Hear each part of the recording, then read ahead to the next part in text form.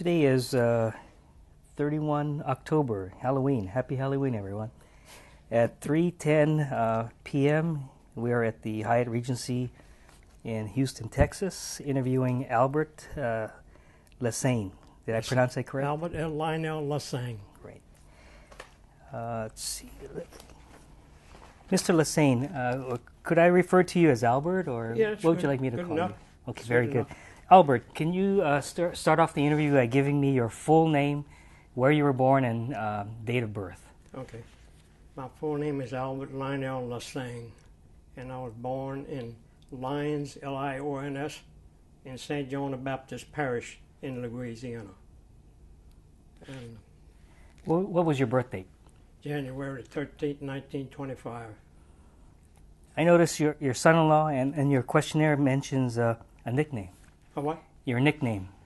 They call it Smiley. Everybody called me Smiley.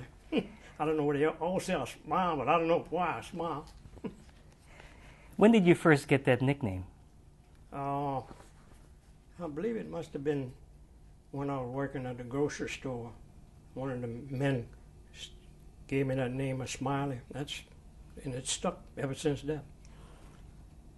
When you were in the service, did that nickname follow you?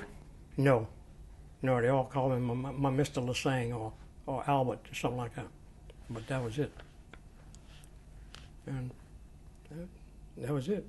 They didn't call me anything else. But they used to call me Lassie. They used to call me Lassie at one time. They couldn't pronounce Lasseigne because, Well, what did you think about that nickname? Well, it stuck with me, and I've been with it since then. Ever since I was knee-high to a duck. What they say, knee-high to a duck. Let's start off talking about your family. Can you tell me about your father? Well, my daddy was. We were born on a sugarcane plantation, and he was an overseer there, and he was pretty strict, with the two. We just had two boys, me and my brother Edgar, and that was it. But they were pretty. My daddy was pretty strict on it. My mama was kind of lenient a little bit. She didn't mind me talking a little bit now, but my daddy was pretty strict. Like I say, he was an overseer on a sugarcane plantation, and that's where I was brought up, on a sugarcane plantation for a while. And I'm trying to think what else, because far back, it's hard to. What was your father's name? Edgar, Edgar. Edgar Lasseigne. You mentioned. Tell us about your mother. My mother, she was French, and she came from the another part of us on the riverside. They said the West Bank and the East Bank. It was two, and she came from the West Bank. And I believe my daddy came from the East Bank, West Bank also. They were married, and of course we had two boys. They had two boys, me and my brother. That was it. But like I say, he was two boys. You mentioned your mother was lenient. In what ways? What ways? She was more lenient. She wasn't as strict as my daddy was. My daddy was really strict. But Mama was a little lenient. She didn't, she could sit up, what's called a little pity, She'd have a little pity on her sometimes. And, go ahead. When you were growing up, can you describe what it was like doing home chores or anything around the house? At the home, my job was to bring in the coal and the wood for the wood stove. We used to have wood stove at that time. And the coal, the plantation where we worked had coal, and we did that. We'd bring a bucket of coal in, and that's what we used to heat and during the winter time. But the cooking stove, we had an iron cooking stove, and I'm trying to think what else, because I can't think. You got to bring back memories, it's hard to bring back memories. But my mama used to cook all the time. She cooked on a wooden stove. And at first, I believe one time we had kerosene stove. We used to use kerosene. Then we went to wood stove. Then we had wood stove. And I can't think of nothing else. It's hard to bring back memories. So. What kind of things did your mother cook for meals? Oh, well, she used to make biscuits. I remember that well. And we used to have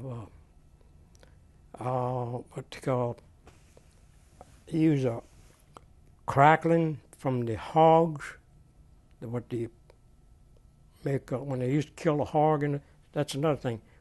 They used to kill hog every winter, and the crumbs from the crackling and stuff, he used to use that and put in a biscuit. That was the best thing you could see. That was good eating. Because I don't know if it was lard in it or what it was, but it was good. And I'm trying to think what else. And of course, we had a big yard, and my job was to kind of keep up the yard a little bit, and my brother used to help me. And we used to get wood from where we lived at on the plantation. Every year they'd bring wood in from the swamp, what they call the swamp, back in the woods back there, and they'd bring that to our house. And my brother's job was to saw it in lengths about 18 inches. And my job, after he'd cut it, because he had an axe, it was a single blade axe, and he'd split it, and I'd take that cord, and my job was to have cords to stack it. It go up about 6 foot, and both sides, you put stubs on both sides to hold it together. In other words, just like, I don't know, you might have seen it before, but that was my job, to cord the wood. So that's it.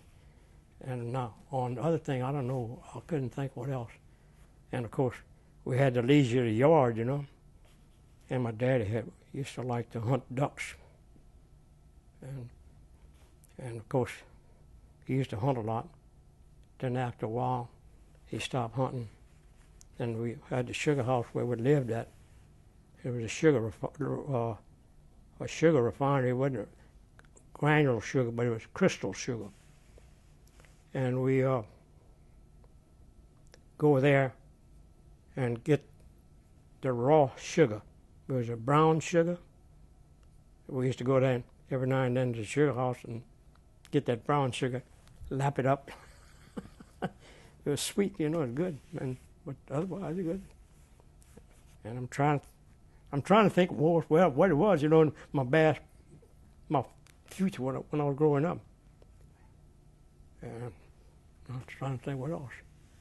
It's been a while. What kind of games did you play? Well, we used to play marble, and what you call marble, what you call a drop box. You had a cigar box, and it cut a hole in a cigar box, and the idea was if you could drop that marble in that box, you was all right. In other words, every time you drop it in the box, you get 5 marbles. You see, it was, in other words, it was good. And I'm trying to think what else. Oh man. What other recreational activities did you do? Sports? Well, at one time the wagon wheels, that I remember now, it come back, every now and then it come back to me. The wagon wheels, they used to have a ring that hold the hub for the wagon wheels. I don't know if you must notice this, but we used to make, that was our pastime. We get a stiff piece of wire, and we'd take that and we'd run that down the street. You know, down the street. There wasn't no blacktop or no gravel, nothing. It was just plain old dusty road, you know. But we had fun doing it. And of course, we had the neighbors. They'd come by and we'd play a hide and seek or something like that, you know. And we had slingshots. We'd made them get them out of the tongue or shoe. And we made slingshot with a branch from the tree. And we used that for slingshot. We'd kill the birds, and we built up birds. We used to use that for crawfish bait, to catch crawfish, and that's what we lived on. My daddy used to go crawfish. My brother used to go crawfish, and he'd bring it in, and we used to have boiled crawfish. For the benefit of others who don't know what a crawfish is, could you describe what a crawfish is? I wish I could have brought one for you. Well, a crawfish is like a shrimp, but it has a big body and a sort of long tail with a fin on the back. It was similar to a shrimp. What a shrimp is, I mean, you're familiar with shrimp, but that's what it was. The body was big over here. It was bigger than the shrimp. But that was a crawfish. And we used to eat, they called them mud bugs down in Louisiana. I don't know what else they call them, mud bugs, but that's what they used to call them, mud bugs. Everybody's teased me about mud bugs, you know. I believe that's one of the guys, when I went in the service, they said, "What about these mud bugs?" I said, "Well, that's what we used to eat sometime, because you peel the tail just like a shrimp. You clean them and you devein them, and you used to use that to eat, you know. You boil them and fix them, and they used to call crawfish stew or something like that. And Mama used to make that for stew in a I don't know what you call it. It's a stew. They'd make it with potatoes or whatever to it. They'd call it a stew. I guess, I don't know. But they'd put the seasoning in there, and that was it. That sounds good. I believe I'm doing okay, huh? Oh, you bet. You're doing excellent, excellent. You talked about playing with some friends. Do you remember any of your childhood friends? Well, there used to be the boys by the name of Norbert Stein, Wilbert Fauchier, and Norbert Stein. And you used to have Cleve Fauchier and Clifford Fauchier. It was all boys that lived around in our area. They was living on a plantation. His daddy used to work in the sugar refinery. The two boys, Fauchier boys, used to work in the sugar refinery.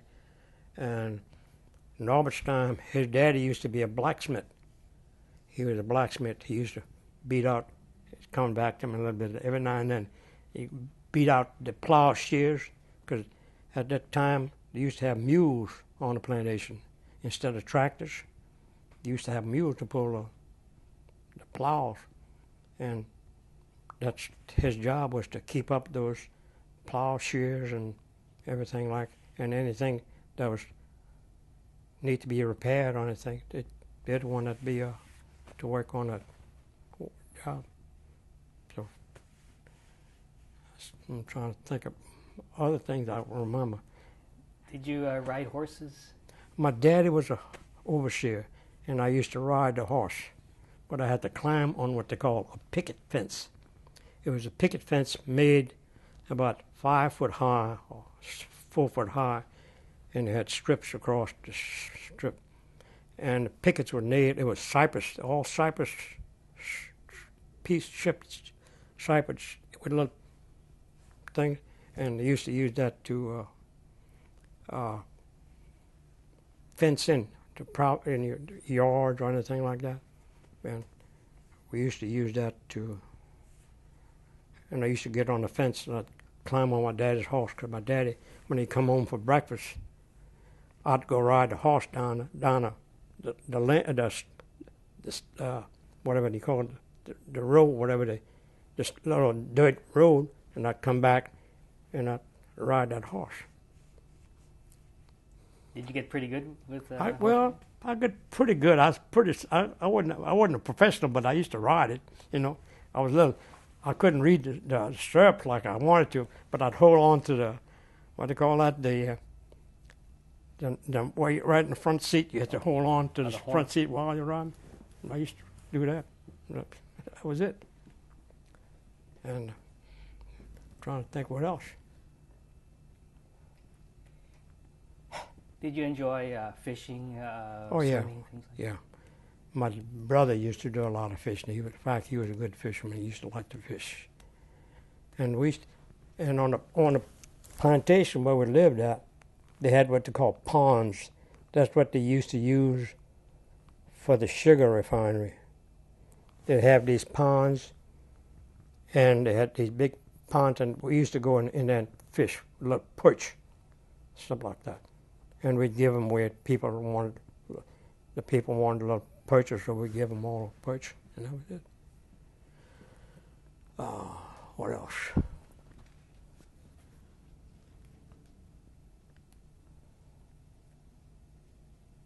Trying to think what else. I can't think what. It's hard, you know. It's hard to bring back.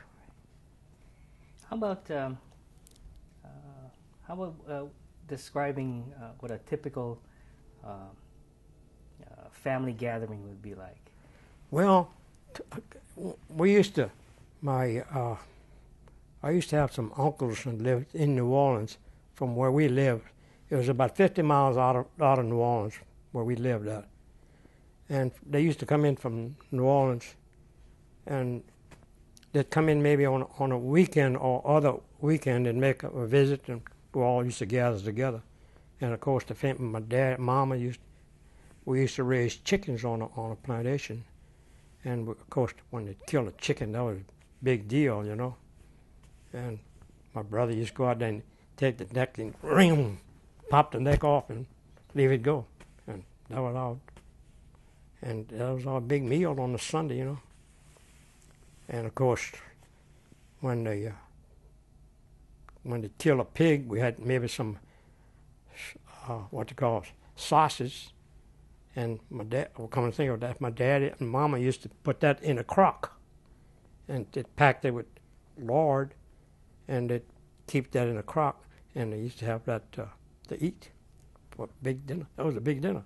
Maybe Daddy used to make, pardon my say, but my daddy used to make cherry bounce. We used to go in the field. That's another thing I remember now. Go in the field, and they had cherry trees. And we used to go, my brother and I used to go and pick the cherry trees, and my daddy used to make wine out of it. And it was good wine, good cherry bounce, what they call cherry bounce. You don't hear that anymore, I believe. That's what else. I'm trying to think what else. It sounds like your family had a lot, was almost self-sufficient quite a bit. Yeah, well, on a farm, you had to be self-sufficient. You know, you had to work. And of course, during the summertime, I used to have to sometime go out and do a little work on the plantation. Because we had a sugar house during the summertime. That's another thing I remember. I used to have to go and work on where the plantation was. In the sugar house, we'd go, they'd hire us to work in the sugar house to, they call molasses, where they kept the molasses and stuff. We used to have to, I used to work with a man, he was supervisor over us, and we used to have to scrape the tanks, clean them, make sure they were clean, wash them out, and that was our job during the summer most of the time, to work in this. It was hot. It was really hot. It wasn't no cool job. In other words, you'd sweat what you call buckshots. You was really hot. And around a plantation, we used to have a lot of work. We had a lot of work to do on the plantation. It wasn't no, and let's see, I'm trying to say what else. Like a life history, huh? Exactly. Let's talk about your education. Well, my education, I was brought up in a parochial school. Then, after that, I didn't finish parochial school. And about that time, I was sort of what's called. I went through almost to the end of school in the 7th grade or something like that. Then at that time, I went to work. I didn't finish parochial school. Then after that, that's when I went to, I was pretty old at that time, and I went in the service. And that's when I came out of the service, that's when I finished high school. I went to high school. I finished, wanted to go government education diploma. I didn't go to the whole, but I went 1 year in high school before I did that. No, that's it. What else? Can you tell us about that parochial school? It was a Catholic school run by nuns, and they were pretty strict. Used to have one nun. I remember Sister Mary James. She was hard. She'd take you. At that time, they didn't worry about whether your parents did it or not, but they'd take you and whip you and make you turn your hands upside down and paddle you on the hands. Or sometimes they make you knuckles like that and whip you on the hand. And your daddy or mama didn't go down and tell them, look, you whip my or hurt my son. Nuh-uh. There was no little things that now. Like right now, if you do anything to any child right now, they'll sue you. You know, a big sue will come up on you. But not. But that was it. Was it maybe in your opinion that type of the school teacher's behavior? What was the effect of that? Well, it made something out of me when I was young, you know. But that was it, you know. That's about all. But the nuns were pretty strict. You didn't mess around with them. They were nuns, and they were pretty strict on you what you did. At parochial school, what was your favorite subject? Well, my favorite subject was math. I used to like to do math, a little bit of math. Then I lost it all after that. It went to blank on me after a while. But that was it. That was the only thing that was. It was math. I used to like the math. As far as English, well, me and English couldn't get along at all. Because, you see, when we were growing up, that's another thing. When we were growing up, they used to, when we were growing up, as a young child, about 3 or 4 years old, we spoke nothing but French. My daddy and them used to speak French. My daddy spoke French. My mama spoke French. And we didn't speak too much English. And, of course, when we went to school, started off in the first grade, or what they call it, primer grade, you had to learn English. Then after a while, we went through English, and it went like that for a while, and all of a sudden, we kept on English, and when I went to service, I was sorry that I lost my French, because I could have been an interpreter. But that was it. I'm trying to think of something else, you know, but it's hard to think when you... Well, in that same line, when you were in France, did the French come back to you, your French language? It's a little bit that came back to me. I could speak a little bit, you know, translate to myself, but it was hard to understand them. But my mama used to speak English, and she could write French. I mean, she could write French and speak it good. She was sort of Parisian French, like. My daddy, well, he was born and raised in one of the opposite parish from where I would live. But that was it. You know, I don't know too much about my daddy's life, but, and my mom, I believe she had 3 or 4 sisters. My daddy, I don't know, I believe he had 1 or 2 brothers. I really don't know. Moving forward, actually, we're going to kind of skip around a little bit, but That's an interesting story. When you went to France in the service, did your mother and father know you were going to France?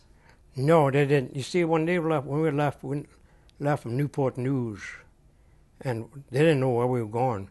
We didn't know where we was going in Europe, or didn't know going in the Pacific area or not. They didn't know where we were going. And when we got over, well, we used to write email. We used to write to them, but everything was all censored. They wouldn't let you know where he was. But that was email, they called it. Yeah. While you were in France, did you ever have a chance to visit where your parents are from? No, never did. I never did find out where they're from or nothing, but I never did know where they were from. Somebody told me, they said, well, you're from Range, France, but I don't know where they're from. I never did know where they come from. Because my mother had 3 or 4 sisters, and my daddy had 1 or 2 boys, brothers, so I don't know what. But I never did bother to ask where they're from, you know. Going back to your childhood again. What's that? Going back to your childhood, detour right back again. Can you tell us about anyone who may have been influential, besides your parents, influential in your life when you were from your young time? Well, I used to, I don't know. So, I don't know. Influential, that's... Influential, someone who made an impression on you? Well, I used to go in a refinery, and the old engineer in there gave me an idea. You know, he gave me, start talking about engineering and machinery and all that thing. And that's what put me in a lot of machines work. Not machines work, but a lot of work I did at the house, you know, fooling with small engine and stuff like that. And he's the one that sort of brought that into me. Then later on, I got in with a carpenter, and he taught me a lot about carpenter work. And that's it. But I used to, on a plantation, when I used to be small, well,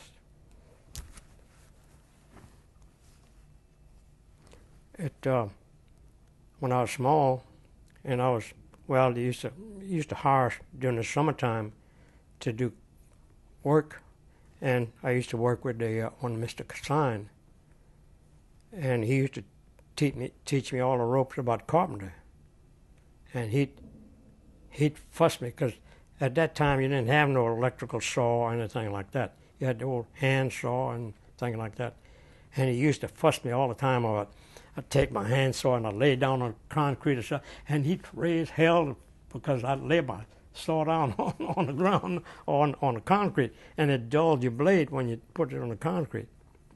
And he used to tease me all the time about, he said, now look, he said, I'm going to teach you how to use a ruler and a pencil and everything else. He said, your right hand, you grab your ruler and the pencil, and the left hand, you grab your square, and you take the ruler and the pencil and you mark it, and that's where you used to mark. And you'd have to follow that line. You'd have to split that line to make the right mark, you know. And that was that's another thing about, I didn't know, I forgot about, you know. That was it. It's coming back to you pretty good today. Huh? It's coming back to you pretty good today. Well, a little bit at a time, you know, I guess. And that's about it, Ross. As you were going on to, as you're getting older, did you get involved in any community activities, church activities? Well, I used to play a little baseball every now and then, but that was it. I didn't do it, you know. And of course, every so often they'd give it. My daddy used to bring us to the movie. We'd go to the movie. That was it. but we didn't have too much activities at that time. What kind of movies did you get to see? Well, you had Tom Mix and the Lone Ranger and stuff like that. That's quite a few. That's probably before your age. But, and of course the comedies, you know, we used to like to watch the comedies, you know, like Popeye and stuff like that on a movie. And we'd watch mostly Western. But very seldom we'd go to the movies. My dad used to bring us to the movie. Did your family have a vehicle, or was it horse-driven? My daddy used to have I forget what model it was, but he used to have a Plymouth. A first car, no, I'm sorry. The first car used to be a Chevrolet. I forget what the model number was, 1930 or 1933 Chevrolet. A box type, and they had the lugged wheels. It wasn't the spoke wheels or the wheels like we have on a night car, but it used to be a lug. And to change the tires, you had to have a lug wrench and a jack to raise it up, and you pull the tire and the rim. It was a tire and the rim all together. You'd pull that off that wheel, and you patch the wheel with a regular hot, whatever they call patchwork on it. And like I said, later on, my daddy bought another car. It was a Plymouth. And he kept that car a while. Then after that... Can you pause? Yep. That's okay. You can run into it. What other games did you play with marbles? Well, marbles. Marbles, and of course, we used to have a dog, and we used to play with the dog, you know, but that was it. Marbles we used to play. And like I said about the marbles, we used to have a circle. We drive a circle, about a 6-foot circle, and you put the marbles in the middle. And you had one good, strong, what you call an Aggie, and you'd shoot it and try to bust that. And if your marble would get out of that ring, that was yours. And the next guy, when you miss, well, that was tough luck. The next guy would take over, and he did it. And that's how we used to get all our marbles. Sometimes we'd lose. Sometimes we'd have to go back to the grocery store and buy some more marbles and start all over again. Sometimes the guy used to get what you call a sock. He'd be a sock full of marbles. And I'm trying to think, what else? That was a sock full of marbles, and that was it. What was your favorite marble? What they call an Aggie. It was a clear, big marble. It was about an inch in diameter or inch and a half, inch and a half or inch and a quarter. And that's what you used to shoot, because that was used to be it was heavy, you see, and you shoot. And sometimes they used to use a big steel bearing, and that had a lot of weight. And when you hit the pile in the middle, well, it'd fly. Well, everything went out, like I said a while ago, everything got out the circle, it was yours. But that was it. That was about the marble. That's the one thing I heard about the marbles. And like a drop, well, I told you about the drop box, you know, you'd try to hit the middle of that, and if you dropped it in the box, you get five marbles for whatever every time you hit. Some of these guys were pretty good accurate, you know. They don't really know how to do with the marbles. Did you have cat's eyes and things like that? What? Cat's eyes. I don't know if we had cat's eye or not, but maybe some of them used to maybe cat's eye. I don't know if it was or not, because I don't remember cat's eye, you know. But I remember it used to be a big marble that you used to use, what you call it, bus, the pile. Everybody used to have to put so many marbles in to do that, you know. You mentioned earlier about making slingshots. What did you use for the... Slingshots, we used to use any gravel, part of the gravel, a little small, either old small ball bearing or old piece of metal, anything that was small, that was about the size of a half inch or something. and we made the slingshot out of that. We used the, at that time, they used to have what they call pure rubber. We used to have just cut the rubber, and you, like I say, you used to use the tongue of an old shoe for where they put the marble or whatever you slingshot with, and you had the tree, out of a tree, like I said before, a tree, you get where you had a good V, with a good, you better stretch it, and of course some guys were pretty good at it. And some of the guys just used to take wood and make their own handles.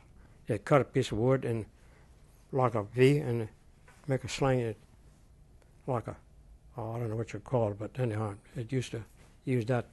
And you put 2 rubbers on each side between that, oh, like you might have seen where the slingshots on anything you make, not anything they used to use before.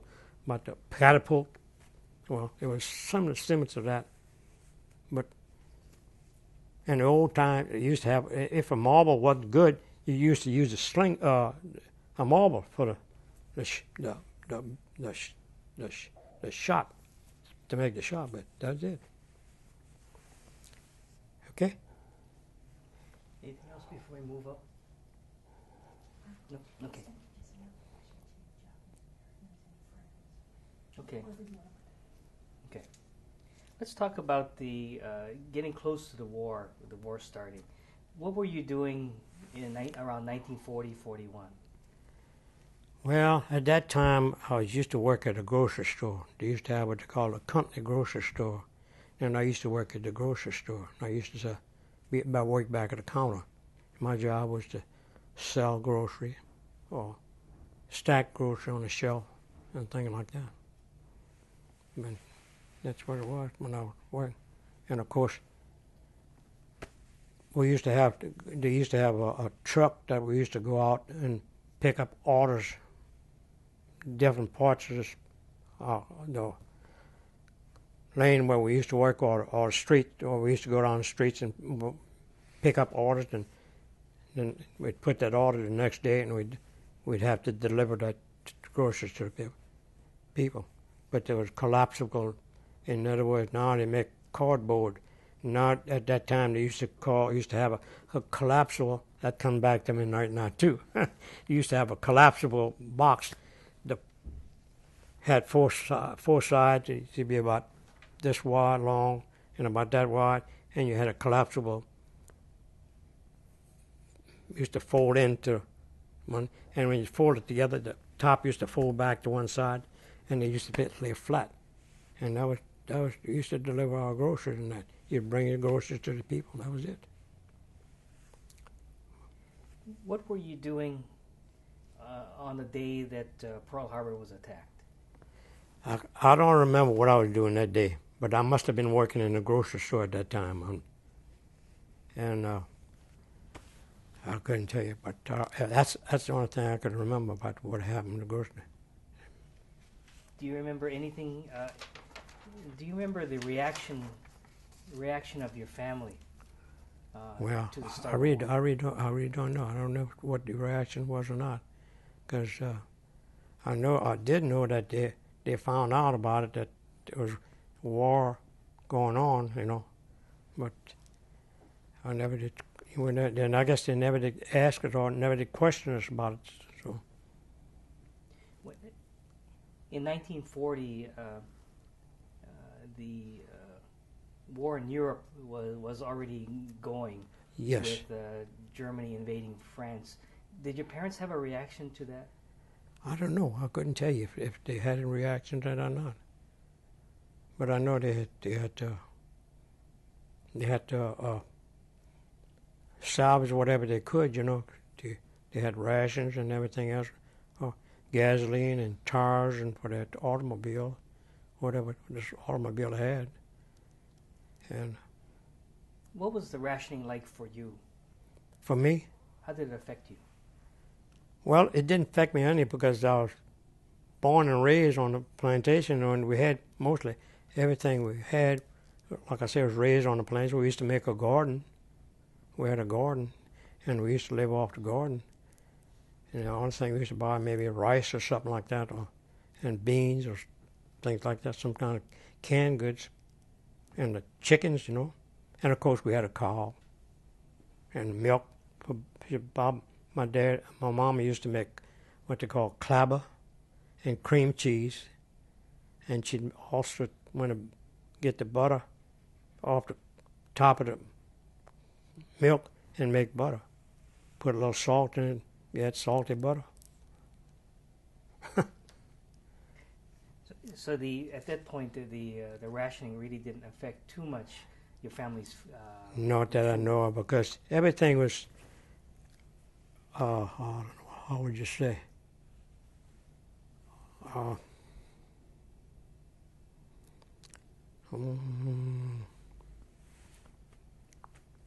There was. They did. I don't believe it affected them too much, but they took it caution. They took caution. They sort of ration what they did. You know, I guess they ration what they did, and use what they had to, and they didn't throw nothing away. In other words, everything was done over again. You know. A little bit more frugal. Well, you could say that. What made you decide to go into the military? Well, a couple of boys, they said, well, we're going to join the service. So that's what we had 4 or 5 of us. We all joined together, and come to find out, we all landed up in the service. And like you said, you asked me a while ago, but if I, what it was, I forgot what he asked me, but anyhow, we all joined together and we went separate ways, and we all took our basic trainings. I took mine at Fort McClellan, Alabama, which was a infantry training center, and that's where I took it from. When you joined or volunteered for the service, what did you tell your parents? Well, they said, well, go ahead. My daddy said, go ahead. My mama wasn't too proud about it, but he said, my daddy said, well, if you join, okay, you better make sure what you're doing. So before you went overseas, did you write home? Did I write home? Before you went overseas? Yeah, when I was in the service, in the camp where I took my training, I used to write home. But you were sort of restricted on what you said, you know. Everything was restriction on a lot of that restriction. But that's. What was your induction day like when you first went in? Induction day? I know. Let's see. I went into Camp Beauregard. Then I took my. It was Mississippi. I came out. I believe we went to Camp Beauregard. I believe we went. I'm not too sure. Don't ask me the dates, because it's hard to remember, you know, because that's quite a few time ago. But I do remember that I was. You want to stop? What was your basic training like? What did you learn? Well, I took my basic training at like I said a while ago, Fort McClellan, Alabama. It was an infantry training center. And, of course, I used to remember what they call a mountain that we used to have to climb. And I believe they called it Baines Gap, which was, I believe, it must have been the highest mountain in Alabama. But we had to climb it. And, of course, you know, we made it. I mean, you'd sweat a little bit, you know, and salt would come out your body, and you know, you had it all over your shirt. And, of course, you'd send your clothes. I believe we had so many uniforms, and I believe they used to pick up uniforms and have it clean. But that was at Fort Mill, Alabama. And of course, every 1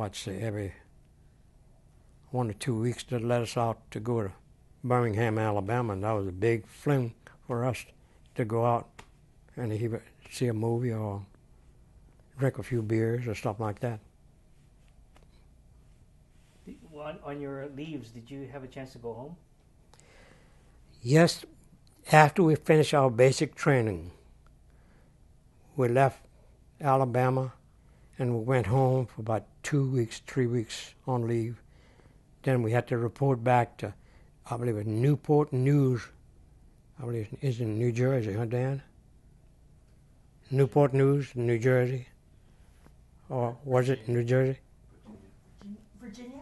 Virginia, right, Virginia. It was Virginia. We went to Putin, and that's where we stayed there a while. We stayed there, and we helped load ships or whatever, move stuff around to load ships for a while. Then after that, they took us back and put us back in the camp. And I'm trying to think what it was, because it's hard to remember a lot of things way back then.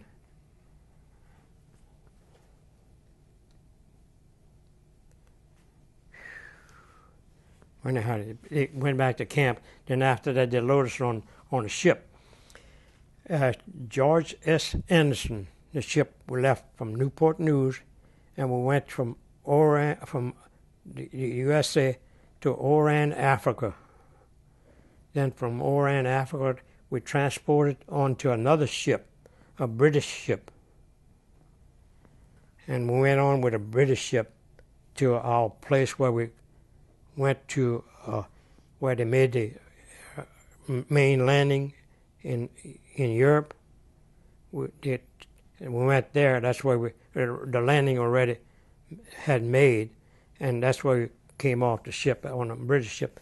But during the ship, we went through the Mediterranean Channel, and we passed by the Rock of Gibraltar, and that's where everybody got sick. We had a storm, and I tell you what, it was rough. Everybody got sick. Who was going to beat to the heads or not?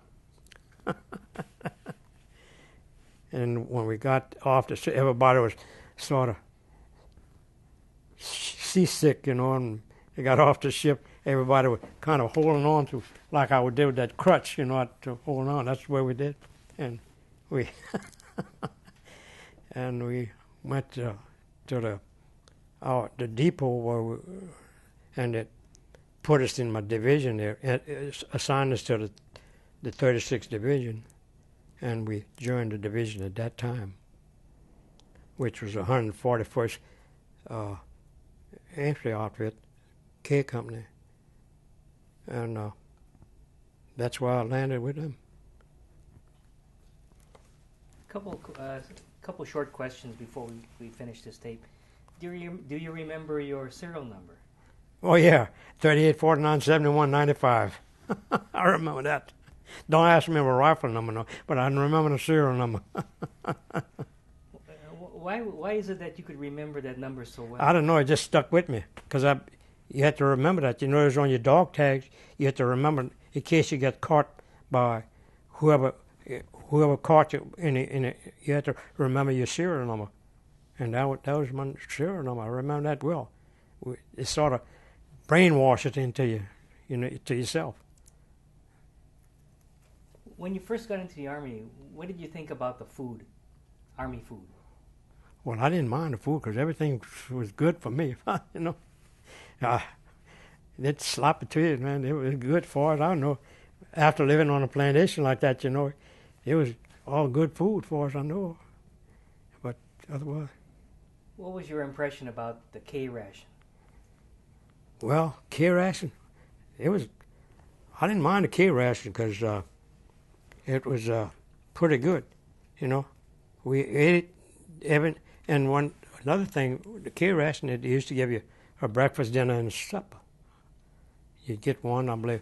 One of them was a can of, one can was a potted meat, and other than the cheese and crackers, and you had, I believe, 1 or 2 slices of gum in there, and a few cigarettes, about 4 cigarettes, and I forget what else was in there, and maybe a little piece of candy. You had a little piece of candy in there too, but otherwise, and of course, the tankers used to have.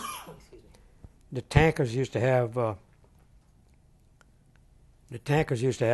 what they call good rations, like string beans and butter beans, in cans, and the tankers used to get that. And every time we'd see the tankers, well, we'd go ahead for the tankers, and instead of the K ration, because the K ration you had, like I said, the breakfast was like eggs and whatever was mixed in with it, and cheese for lunch, and potted. It was like a potted meat, but everything had about 4 cigarettes and a couple of slices of gum and a little piece of candy in it, and that's it on the K ration, for the K ration.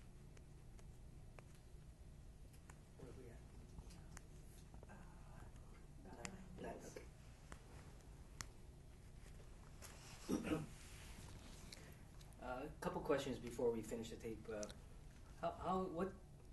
How good a shot were you with your rifle? Well, as far as I know, they gave me a marksman rifle shot for the marksmanship, but I'm pretty good at it. I wasn't like a real marksman, good shot, but I used to be pretty good with a rifle. I could aim what I shot at. I mean, aim what I wanted to hit, but that rifle was pretty heavy, 90 pounds, I believe, somewhere around that. It was a heavy rifle. You recall that after you passed Gibraltar, you got seasick, but how was the first trip from the States to... It wasn't bad. The ship was pretty good. Of course, that's another thing, you see, I just remember that. I don't believe it, my wife knew it, but we didn't know what it was, but the ship used to have to zigzag, on the car. I don't know if it was sub was after them or what, but we had to the ships had to zigzag, and we noticed every now and then we'd feel a lane that either change the course or somewhere else, but the first trip was okay. The only bad trip was from Oran, Africa, to Naples, where the big landing was. That was the only bad one that we had. It was, everybody got seasick as a dog. While on the ship, what kind of pastimes did you have? Pastime? Pastimes. What did you do to pass the time well, on the ship? You didn't have no pastime because everybody was in the wells where we were, in the decks where we stayed.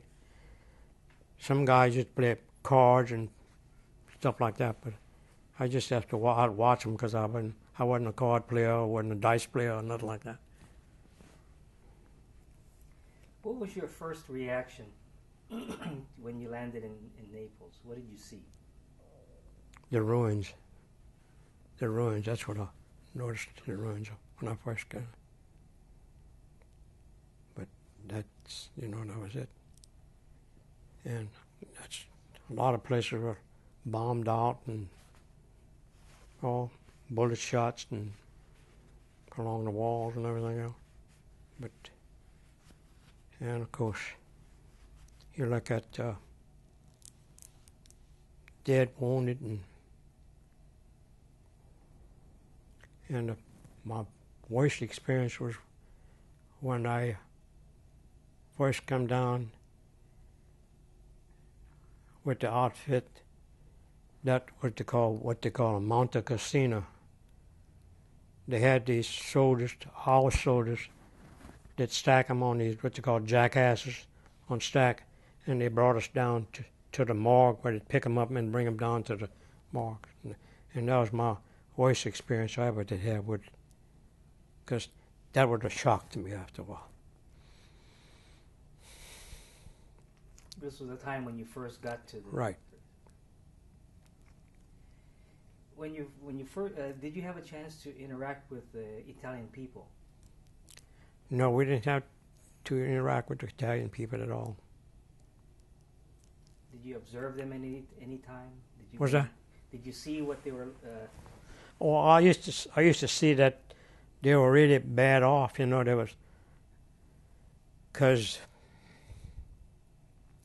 I never forget that this brought back to me that one, they were so bad off that the scraps that we sometimes maybe that work on the front lines, what was left over, they'd have these little gallon containers in which give the scrap to them because it was really bad off. And that was it. I believe that's enough. Okay, Albert, let's pick up where we left off. Where was that? We were now in Italy, at the Monte Cassino. The Monte Cassino, yeah. That's where we left off, I believe, when you said the dead soldiers. That's where it kind of shaky, that kind of... Okay. What was, when you first joined the 36th Division, how did they assign you to, how did they choose for you to be in CACM? I don't know, they just, as far as I know, they just placed me where they needed. Came in as a replacement, you know, because the division was already in the action before. And I guess wherever they needed the replacement, they put me in there.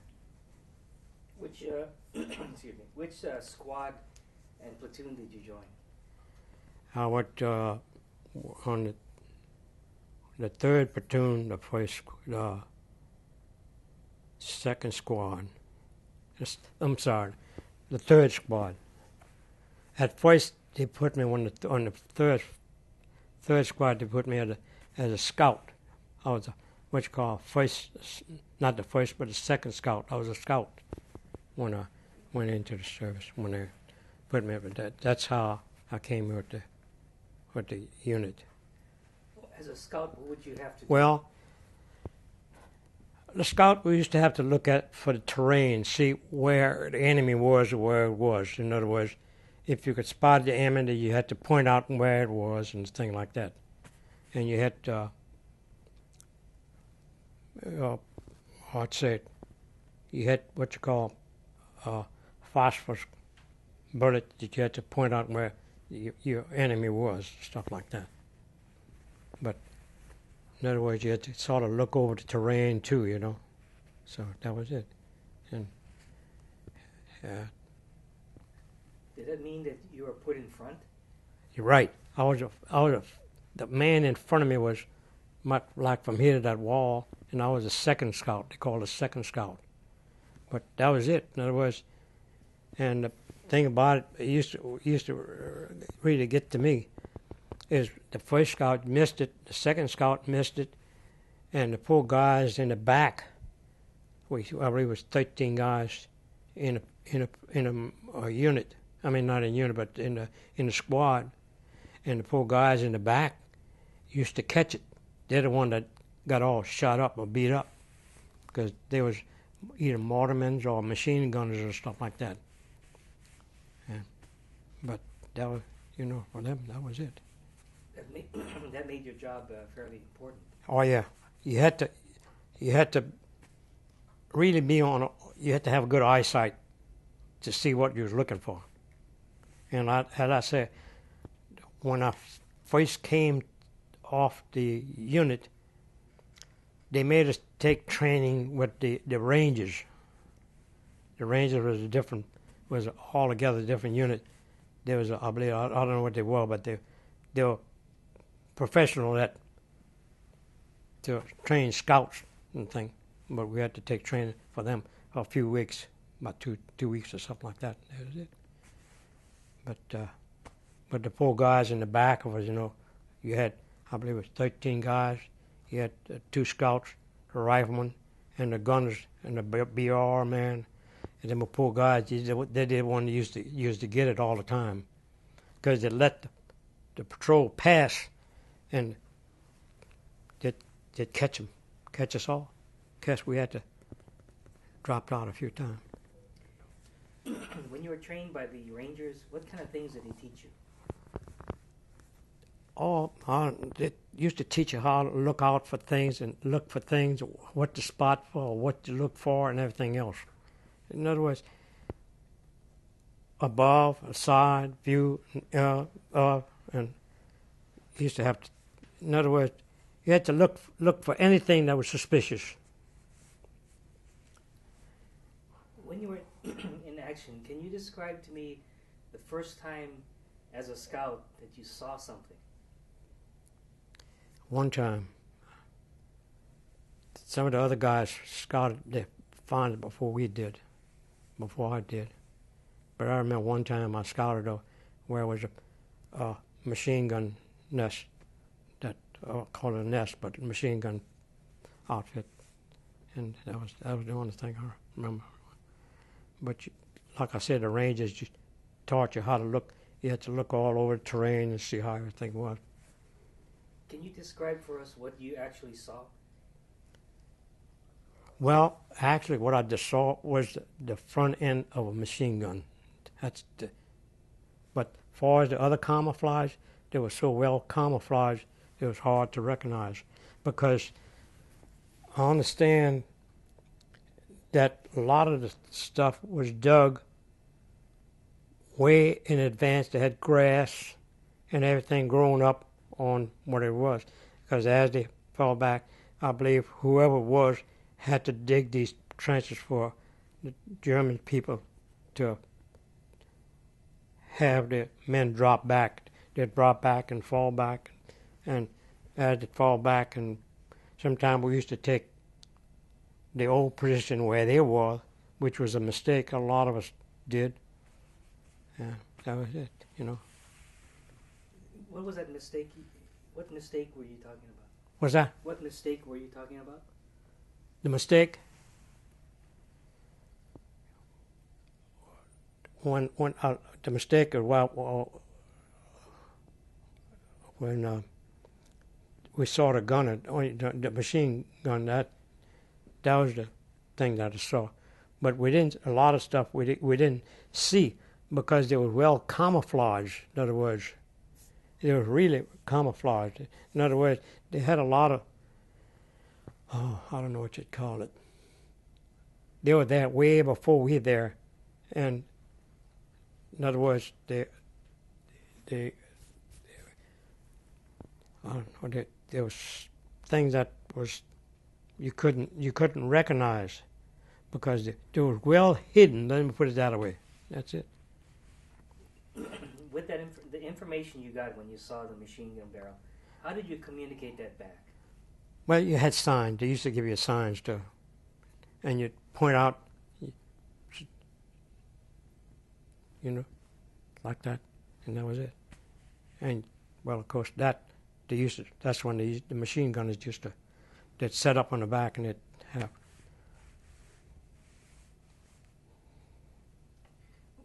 What was your first actual combat or the contact with the enemy? Can you describe for us that experience? First contact? Oh man, I do know that the first contact was when I got hit, but I didn't know where it came from.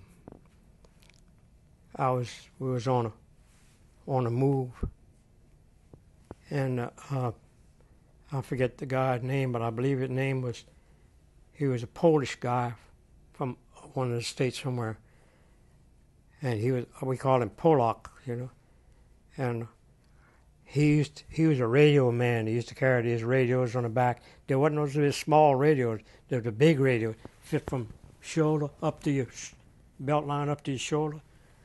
And the poor guy had a good case of dysentery.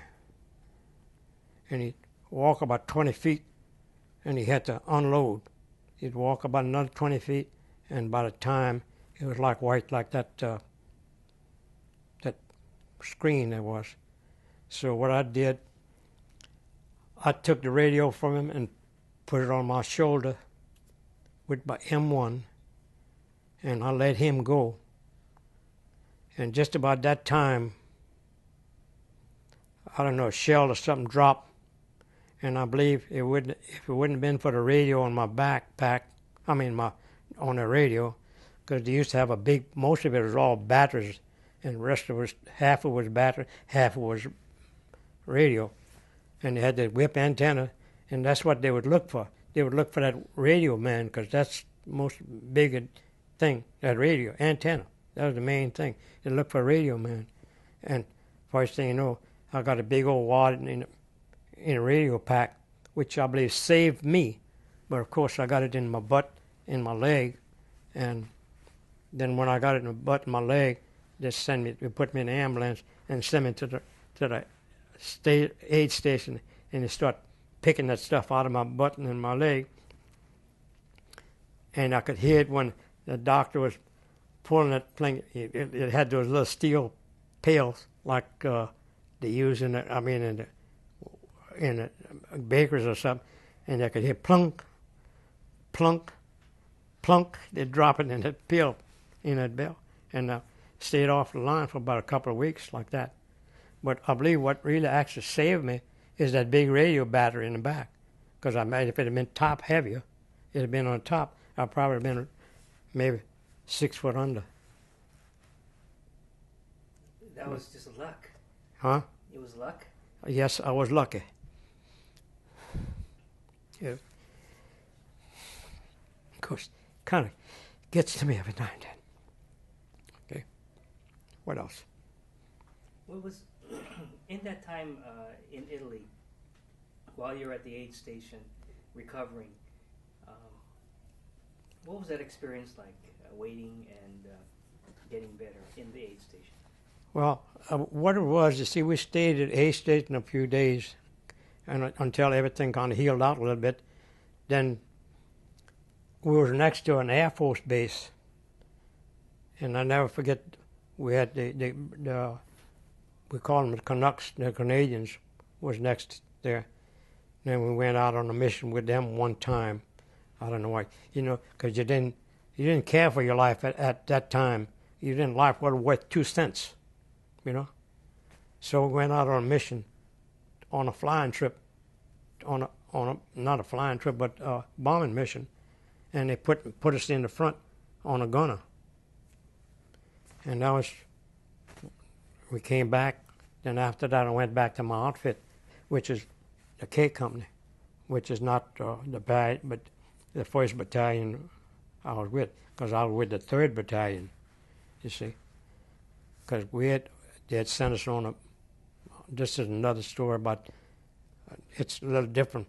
They had sent us on a patrol to get in touch with the 1st Battalion, and we got 3 of us by the name of Carl Stallman, Small, and another guy, I forget his name, main names, doing job together, and myself. It was 4 of us. They sent us out on patrol to contact the 1st Battalion, and we got caught back with the 1st Battalion, and we had to stay there because on the way back we couldn't get back to our outfit because they had crossfire. They had crossfire in between. We couldn't get back to our outfit, so they cut us off. We couldn't get back, so we just went back to the 1st Battalion and we told them what happened, and we stayed with them for about a week or so.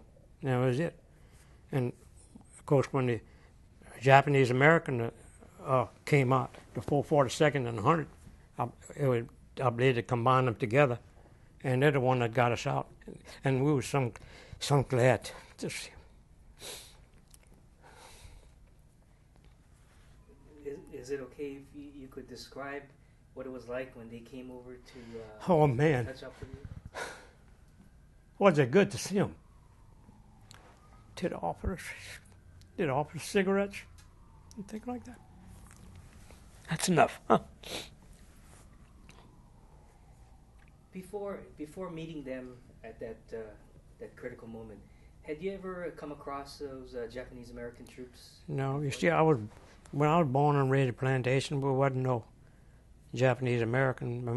I mean, we might have seen them on the ship getting over the river, you know, where we were born and raised. But that was all. But as far as that, I wasn't no relations at all. Did you recall during that time? Did you have any question about whether they were Japanese or Japanese American? Well, we knew that they were Japanese because we had a radio in with the 1st Battalion, and we had to. They were in communication with the other outfits, and they'd be sending in, and the 1st Battalion, which was the 4K, A, B, C, D, and they was the one that the radio man, which I forget the guy, I used to know his name, but I forgot his name. He was at the reunion in Austin with the outfit. He was an artillery man, and him and his assistant was there too, and they're the one that used to communicate with the other outfits beside where we were, and that was, I don't know, but that's why and of course, that's when they said, okay, they're gonna send artillery shells for rations for us. And later on, the artillery shells, I don't know if they worked or not, but I believe they got some of it. In fact, I believe some of it is still in France, if I'm not mistaken. And I believe the 442nd Air Force, the one that took those tanks, the gasoline tanks, that they took them and they opened them up and put ammunition and first aid stuff, rations and everything, and they dove into where we were. They knew where we were. And that's how the communication was with Mr. I believe his name is Bolton with the artillery. He was the artillery observer, and that's the only radio we had. I remember his name, Bolton B. And that's the way they used to ship we got our ration. Of course, our ration, we had to fight for our ration because the Germans was after our ration too, because I believe they was in a bind too. But that's where we got our ration. We got a little ammunition and first aid stuff and rations and stuff like that. But the 442nd outfit, I believe somebody was telling me that they went to talk to the guy at the 442nd outfit, pilots up there. He was with them, and he told them they lost about two of the pilots because they got either shot down or they were flying too low because of the fog and stuff. And they lost a couple of pilots. But Arturo was the name of God that I talked to. He may be coming to the reunion, I believe. He will? Yeah, I did say his name on the brochure. Arturo. He could be there for 442nd. Can you describe for us maybe paint the scene for us? What was the weather like at that time? The weather was damp and cold. And all we had was those, I don't know what you call it, jacket, little jacket we had. We had wool clothes, and of course, it was called a combat jacket, I guess they call it. But that's what we had. We had a regular helmet. And one thing I remember, for the FOVUS, they called a double E wire, the wire that they used to use in the telephone. It was strong, and I had 4 packs of K ration on the back, and that's what we shared for a while, for about maybe 2 or 3 days. We didn't have nothing to eat. That's when the 442nd dropped our rations in about 2 or 3 days after that. What kind of rifle were you carrying at that time? An M1 automatic, semi-automatic rifle. It's a bolt action rifle. It had 8 clips, 30 caliber. Was that a good rifle? Yes, sir. It was. It was accurate. When you pointed at something, it hit where you aimed it at. Of course, you had a little elevation, you know, but where you pointed at, it went. It wasn't. And mostly all our thing was, I don't know if it was lead or what, but I know it was aimed. What you aimed at was that. How long were you isolated with the 1st Battalion? We was up there a week, about 7 days, I believe it was. It was. We stayed up there about 7 days, and that was. And after they got relieved, The first unit we got when they all 4 of us, I believe, out of 4 of us left. One guy had to be hospitalized because I believe he had trench feet or something. Well, I forget what the last name was, but I can remind me of my name. I don't remember names anymore because I remember one of them was called Storm the Small, and his name started with H. I know that, but I couldn't tell you what's the last name on it. I imagine if I'd look at his name, I could write it right off a bat, you know. But I couldn't tell you. But Mr. The lieutenant, first lieutenant, was with the company. He wrote us a letter. Is Henderson? I believe his name was. I forget his name was Henderson. I've got it. I've got a thing where a letter that I brought back with me, and I made a copy of it. That he's the one that just sent us back to our outfit, and in other words, we wasn't AWOL or nothing like that. So it made sure that we would all guys. When he put one of them, I believe, as small as the one that was hospitalized for trench feet. His letter then described that you were isolated, not. I was isolated with the first battalion. In other words, it described all 4 of us. Now, I understand. I don't know where the other 2 guys are, or the other guys are, but I know Carl Storman. I just talked to him. I used to keep and communicate with him because I talk with him about every year. Or talk with him for Christmas time, but he tell me he passed away. So I don't know how many of us. Storman and the other guy, I don't know. I never did get in contact with them. And the lieutenant that wrote the letter, I don't know where he is. I don't know if he's still with us or not, to be honest with you. Okay, let's talk about the going back to K Company, 3rd Battalion, before you went on a patrol. What was the situation like when you were still at 3rd Battalion before you made the patrol? What was happening at that time? Well, we was on the line with fighting, you know.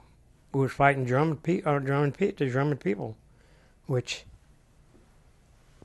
and they sent us out. Like I said, they get 4 of us out on patrol. We had to go get in contact with the 1st Battalion, and I believe I forget the name. I believe Sergeant Ford was in charge of our outfit, the platoon. He's the one that sent us out on a patrol. And we went out, going out. Like I said, we was going out. We went out met with the 1st Battalion, but on the way back, we got cut off. Couldn't get back to our unit. In other words, they had what you call a crossfire, you know, because when you get in a crossfire, you couldn't bet. If you get caught in a crossfire, that was it. Baby, you was going to be 6 foot under or. And we found out right quick. The guy that had started it off, we noticed it right away, so we went back to the 1st Battalion right then. When you were sent to meet up with the 1st Battalion, what was the reason for the patrol? It was to get in contact with them, to meet them, see how far back they were. you see. In other words, because they had already moved off so far ahead, and we had to get in contact with them and come back to let them know where they were. So on your return, you let them know where they were. We couldn't return because we on the way back we got cut off. We couldn't get back to our company where I was with. You see. How do you think you were able to go through, but not come back? Well, they probably saw us going through. You know, the patrol, the 100 people saw us go through. They let us through. They said, "Well, we can let these guys through," but they said we're gonna catch them on the way back. I'm assuming that's what happened. You know. You didn't see? Did you engage? Did you engage anyone going? No, we didn't engage no one. When you first got to the 1st Battalion, can you describe to me what you saw? Well, we met one of the lieutenants was there by the name of, I believe it was Higgins. Then we let him know that we was going back to our outfit. I believe his name was Higgins. And the other guy had another lieutenant. That's the guy that gave us the letter to say that we wasn't AWOL. Because a lot of the guys used to get AWOL, you know, they stayed back and they didn't AWOL. So that was it, you know. His name was Higgins, I remember that. After the first couple days with the 1st Battalion, did you have any thoughts about... I didn't think we were going to make it back. Of course, the other guys, I don't know what they thought, you know, but I thought myself, I didn't think we were going to make it back. Could you see or did you know if the Germans were closing in or did they stay away? Well, as far as I know of, that they were closing into us. They had us all pocketed in, but we couldn't move or anything. We had to stay up on this hill where we were. And when the 442nd dropped our ration and stuff, we had to fight for our rations because they was after our ration too. And we all can understand that they was after our rations too, because I believe they was a little low on rations too. And we had to go there and we had to fight for our rations. And during that campaign in the Vosges Forest, did you come across any German prisoners? No. Only German prisoner I saw is on the way back. That outfit in the back that captured him, and that's the only German prisoner I saw. They was going back to the camp where they was supposed to be, you know, the camp where they're supposed to be taking prisoners. That was it. Can you tell us what happened when you rejoined K Company after the rescue? What was it like when you got back to your... Well, I tell you what, it took us almost a day to get back to our company, and I was glad that they got to see us, because I believe there's a little boy by the name of, he was a Frenchman. I guess he was French, the bourgeois. He was glad to see us that we were back, and we told him about the boy that had to go to the hospital.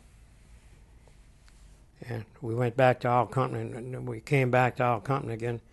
Then we went through, we were there on it says May the 7th, 1940, I believe 1944, that the war ended. And we got the word down the line that the war was getting ready to end. So, man, we were so glad. I'm telling you, so glad. We were glad son of a guns. What was the feeling? What was the feeling like with the population, the French people that are around you when they were there? Oh, they were glad. They were celebrating that. They were relieved, you know, that they got away from the German.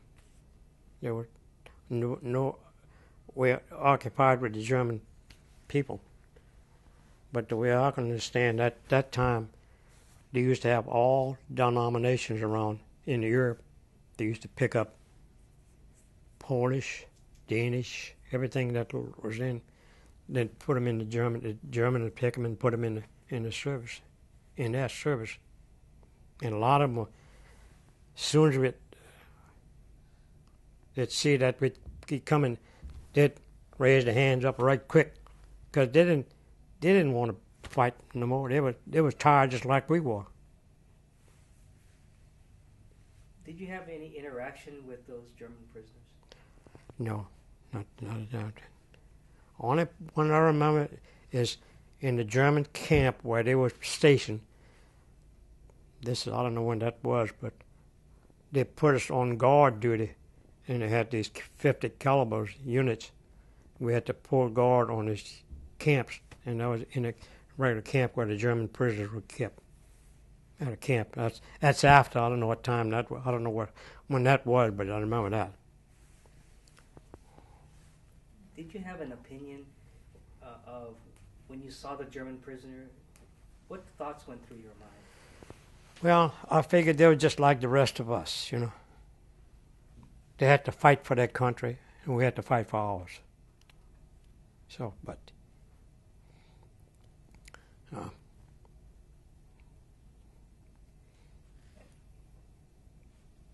after the Vosges Forest campaign, did you have a chance to meet up with any of the other Nisei soldiers after that campaign? Well, the only time I met up with some of the Nisei guys is in Austin, when they had the camp where they found the tanks that they threw the ration. One of the guys by the name of Charles, shucks, I forget his name now. It's right at the tip of my thumb, but I can't think of it. He's the one that they found the tanks where the ration was dropped into us, and some of the artifacts that were left, and they sent it to Austin.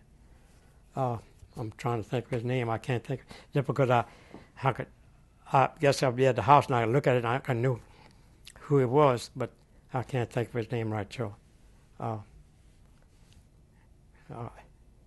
In fact, I was looking at it the other day. I was telling my wife about, the guy that would, because I communicate with the guy on the internet, And in fact, he got a letter saying that he hoped everything goes well for this interview for us today.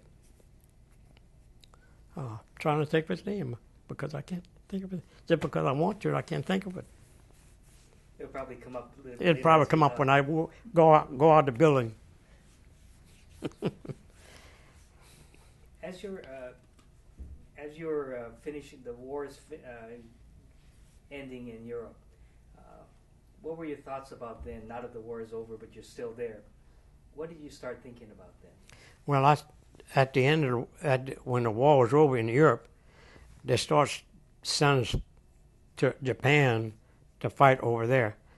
Then after a while, that when it ended, and I was so glad when all that happened, because I already had my stripes on my arm, my 6 stripes, and I was subject to, and I was lucky that I had that last stripe to keep me away from the other theater. Now, did your family find out that you were wounded before you got home? I believe they did. In fact, you remind me, I wrote to them before they got the letter that I was wounded. I'm glad you brought that up because I remember that. The email they used to send, and I said I was wounded, and the letter got to them before the government said that I was wounded. So at least they knew you were okay. Yeah, they knew I was okay, but they didn't know where I was because we couldn't tell where we were, because I would do. When you got home to see your parents, what was that like? Oh man, that was heaven. It was good to see them. Did they say anything to you? Well, they was glad to see us and see me. When you get back home, what was the first thing you did? Oh, I don't know. First thing I did, I don't know what the first thing I did, but it was glad to be home. Tell us about some of your buddies in K Company, in your squad. And Well, I used to be friendly with a guy from where I live at, from all on Lafayette, and a boy by the name of LeBlanc, big old tall boy by the name of, I'm trying to think of his name right now. He was a barman. He was a barman. He was a automatic rifleman. Preston Laporte and Dupree, and of course a bourgeois. He was in our outfit. Boy from around New Orleans. Forget his name. And a few of them, but I forgot all their names, you know. In fact, our sergeant that was in charge of it, he sent me a complete roster of the guy that made the Southern France beachhead. And I got the roster at the house. I mean, his wife, Klaus's wife, made a book of all the things that went on. That Southern France invasion, which wave were you in on that? Who was on the first wave? Can you tell us about that Well, experience? the first wave was all right. It wasn't bad because I don't know if they knew it was coming or not, but the guys in the back, after the word got out, they're the one that got all the damages. Then we moved in right quick because we had already gone in, you see. And we got off those I believe it was landing craft units, and we went in. But it wasn't, I mean, the things was kind of hot, but they wasn't as bad as what at the end was. It wasn't as bad as that. Now the guys on the right flank and the left flank, I believe they caught a lot of it. But where we were, I forget what it's either blue, red, black unit it was, but they used 3 beaches, you know, the 3 beaches. And I believe where we were, it wasn't bad where we were. I mean, we had a few guys that got wounded, and some of them died and everything else. Not died, but got shot and just left on the beach. As you landed, did you have to jump in the water or straight to the sand? No, when the old boy rowing up the beach, all we had to do is step off, and we stepped right into fresh water, and then after that, it was all sandy beach. It wasn't all that much. How long did it take you to get inland? Oh, I don't know. It must have been about 2 or 3 days, maybe longer than that. Once we got in, it was all right. But I don't know. I couldn't tell you exactly how long, because one of the things that I couldn't tell you. I really don't know, because you know when you was going, things were going so fast. You didn't think about what's going on. Time passed, and you was trying to get away from it all. You was trying to get in hand and get away from it all.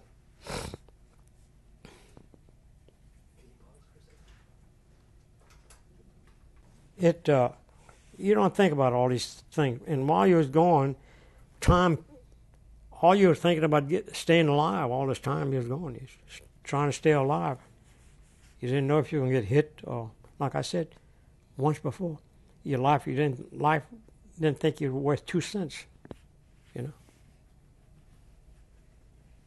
We talked about some of the more serious things that happened to you there. Do you remember anything that was comical or funny that happened to you in the overseas?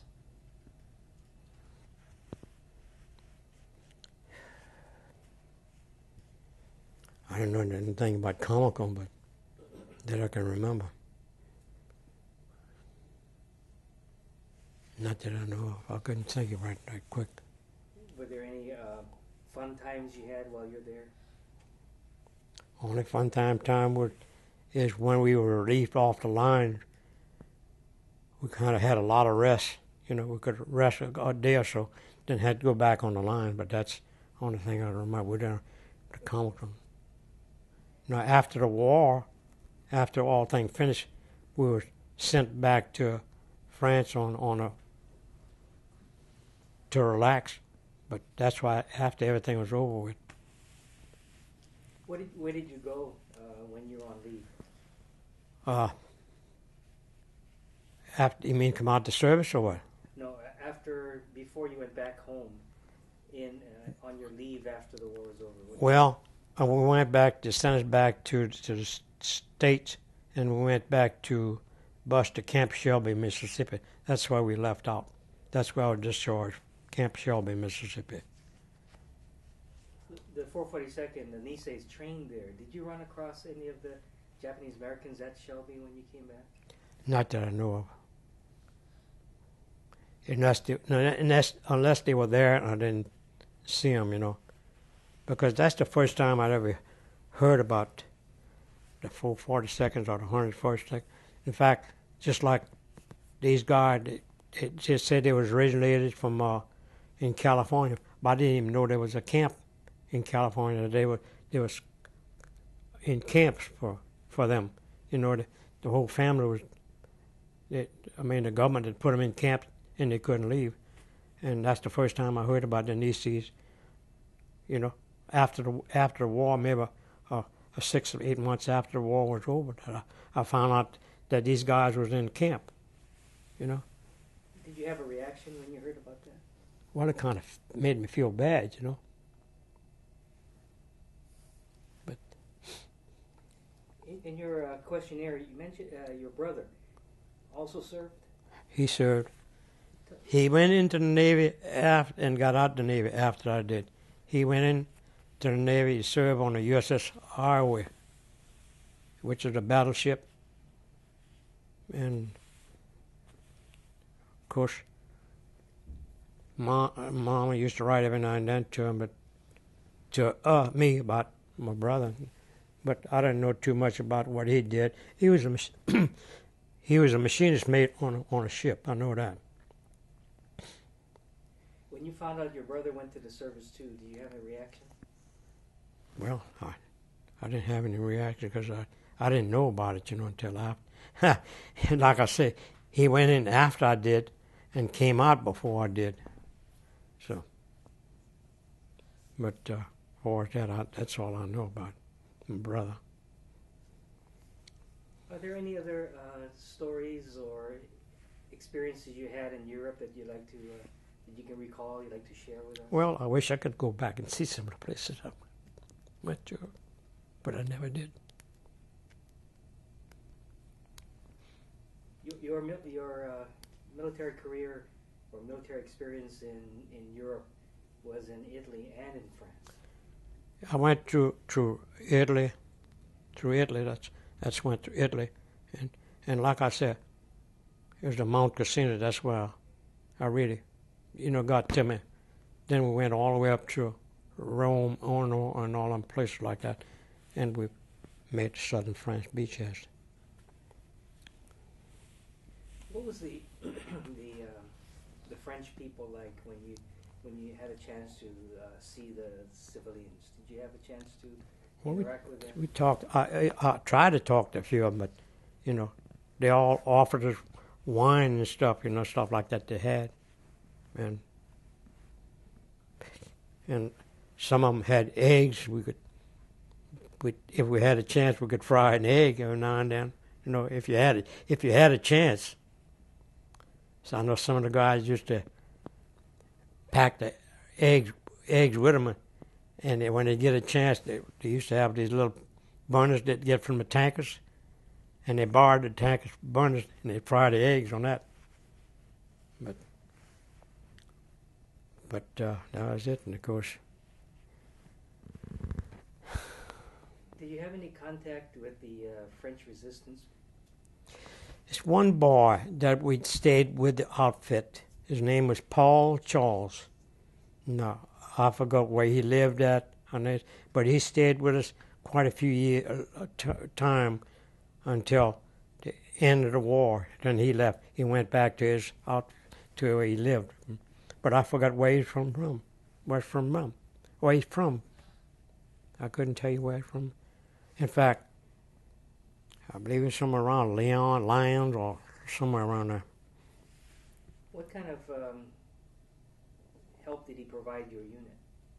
Well, you see, he could speak French, and he knew where the French, where he could talk to the French people, and he knew where the German people were. I mean, the soldiers were, and he could let us know where things were. He was almost like the interpreter, you know.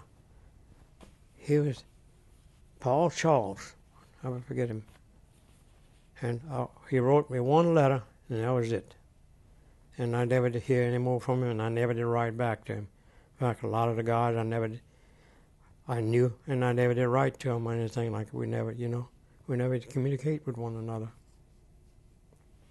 Only one book I remember is Bard, and I still think about him every now and then. A little bitty fellow by the name of Bourgeois. He was a master sergeant. He took over for a while. I remember him, but that was it. And like I said, a guy by the name of our platoon leader was a Sergeant Ford. He was our platoon leader.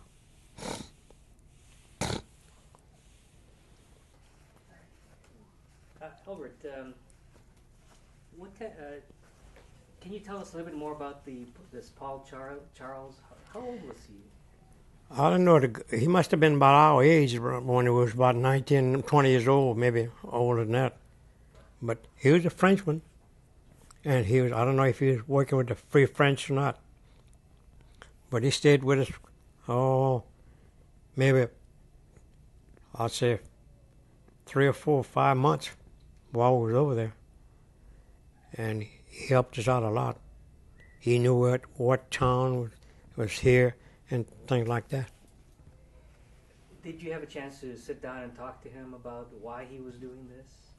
Well, I believe he was working for the Free French, but I believe his family got killed during all this bombing and everything else, and with the Germans, I believe he had trouble with the Germans, and so he decided he joined us. He just joined us, and he stayed with us for a while.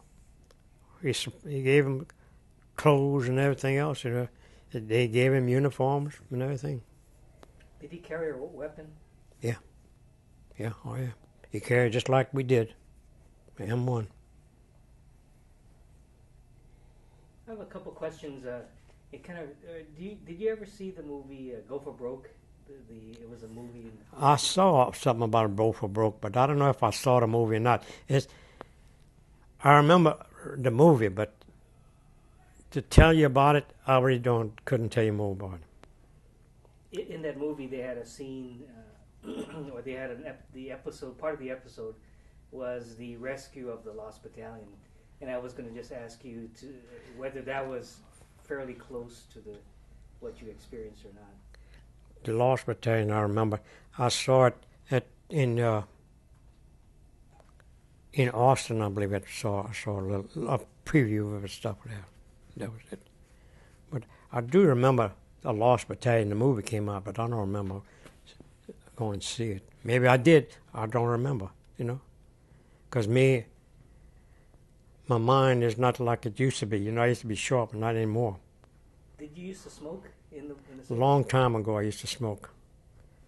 When I was in the service, we used to do a lot of smoking because he got word, And when I got out of the service,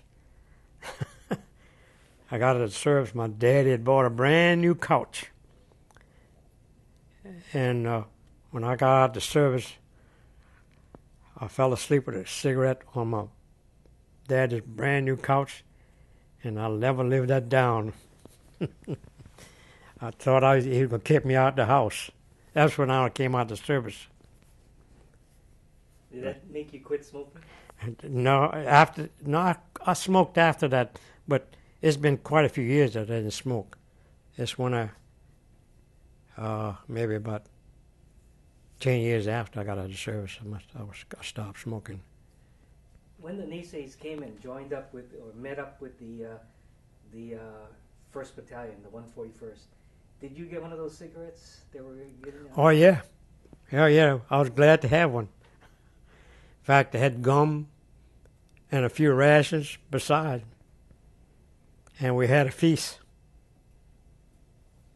Did you talk to any one of them before you had? No. You see, they came in, and first thing you know, they relieved us, and the lieutenant would give us the orders to say that we wasn't AWOL.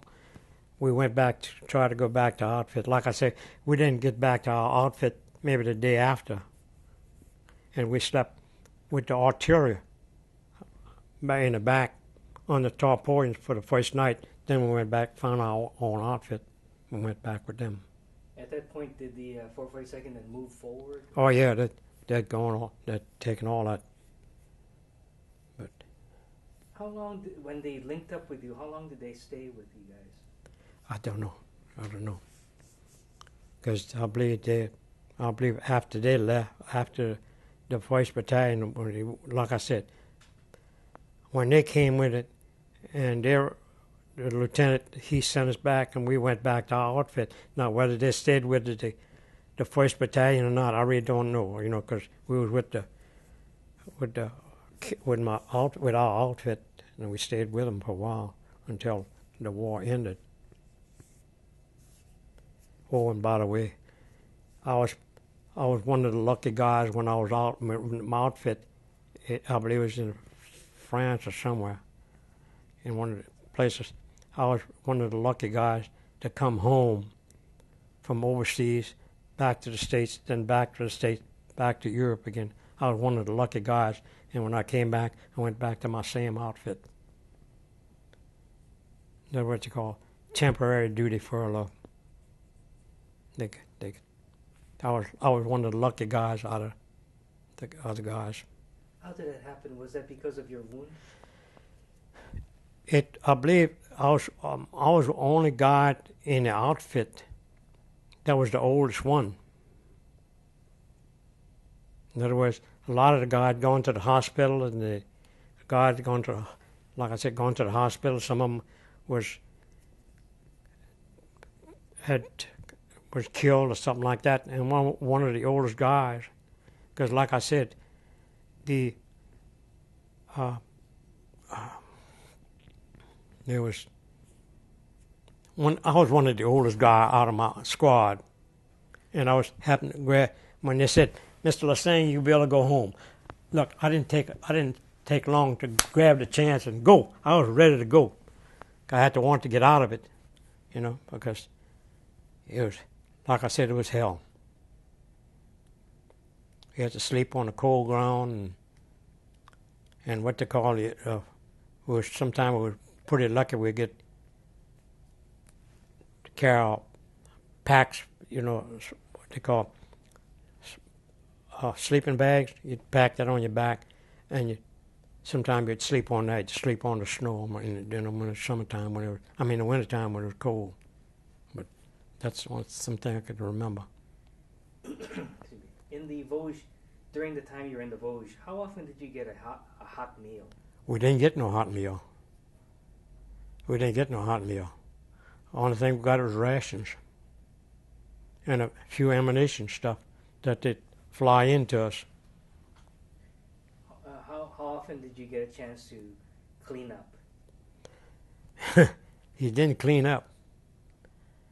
You kind of stayed in your old clothes and your sweaty clothes, and every now and then you pour a little water in your hand, wash your hand a little bit, and shave. You wouldn't shave because no shaving. In other words, just stay in your same clothes. Only thing glad I used to do, I used to have a pack on my back. I used to carry cotton socks and wool socks, and as often as I could, my feet used to sweat, and I changed socks, and after the others I used to throw away, and because I used to carry as many I could on my little pack sack. And the pack sack was all the way over the key ration, not key ration, but where I used to carry the mess kit. I'd stuff as much as I could in there. But I used to take care of my feet because I could. And of course my feet got cold because of sweat, you know. But I used to carry socks on top and a pair of wool socks on the bottom that'll absorb the moisture. That's one thing you learn while I was in. But otherwise, that was it. Do you think your your farm upbringing on the farm and doing all those chores, did it help you become physically ready for the military? Well, I don't know if it did or not, but I don't believe it did. You know, I couldn't tell you, what they did or not. Going back to when you came home, after when you got home, did you decide? When did you decide to go to school? When I came back, I decided a few minutes after, I decided I was going to go back to school to finish my high school education. And that's when I went in for a whole year. Then I finished out with what they call a government education diploma. And that's how I finished out. In other words, and of course I graduated one of the class that graduated that year after, you know, but I had to wait to be in the class.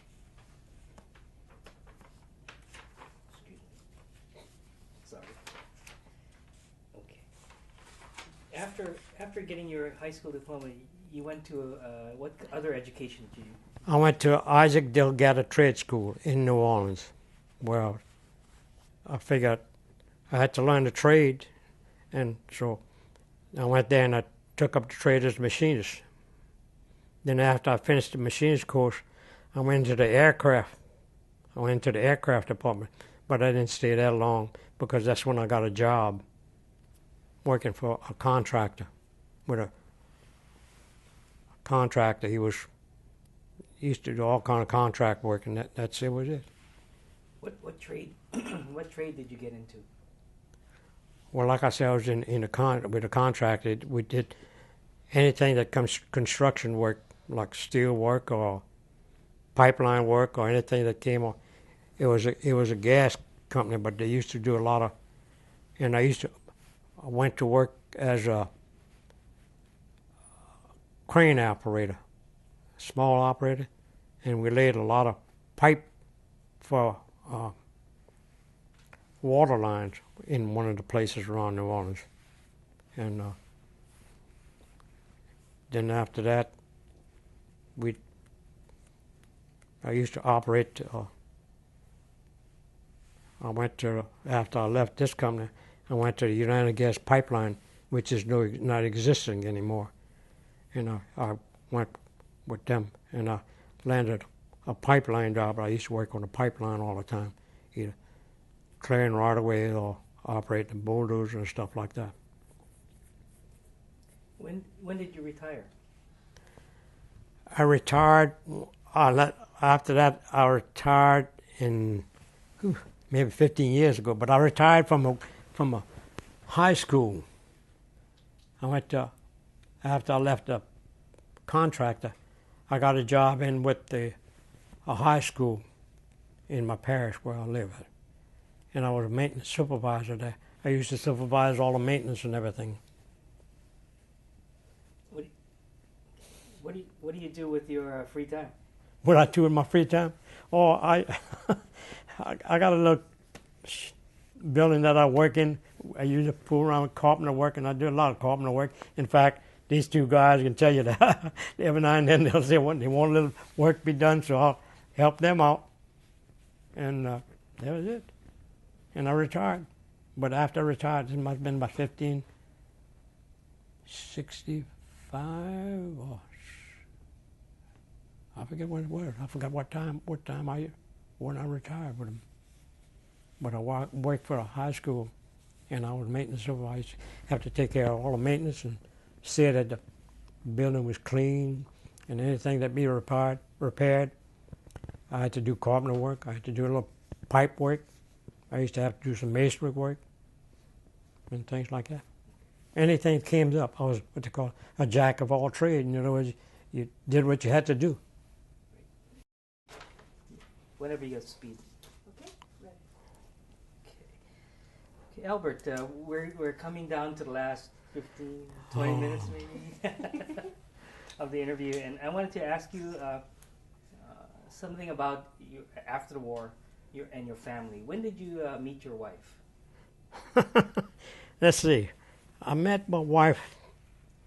I used to go to school on what they call a river road along the Mississippi Highway, and that's where I met my wife when we were riding the Greyhound bus from the little town by the name of Central to New Orleans, and I was going to Delgado, and the wife, I believe, she was going to Sully, to college school over there, and that's how I met my wife when we were riding school on a Greyhound. You know this song about the Greyhound bus, meeting on a Greyhound bus? Well, that's where I met my wife, on a Greyhound bus. What attracted you to her? I don't know. I guess she was good looking, you know, and I enjoyed talking with her. We used to talk on a Greyhound bus because there used to be a bunch of us that used to go communicate from New Orleans to along the river road where we lived at, and I forget what highway it was, but it's along the Mississippi River. And they used to go to a little town by the name of Central. They used to almost halfway between Baton Rouge and New Orleans, and it followed the river road, and we used to ride the river road on a Greyhound bus, and that's what and I knew I just got a liking to her, and first thing you know, we started going out together with one another, and that was it. She was living, like I said, we was living about maybe 5 miles apart. I used to live in a little town by the name of Lines, which is not anymore on the map anymore, and she was living in the town of Reserve, which is about 5 miles from where I lived. And first thing you know, I started dating, and first thing you know, thing happened. What is her name? Huh? What is her name? Klibert, Klibert. She was, and I used to ride the river. We rode to and from the bus. Is that her first name? Klibert, Gilda, Gilda. That's her name. It's Gilda Klibert.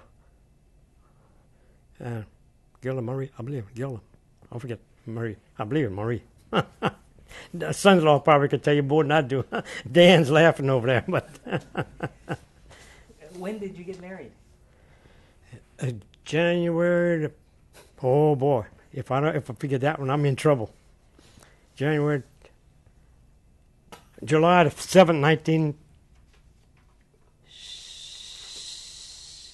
19. July the May.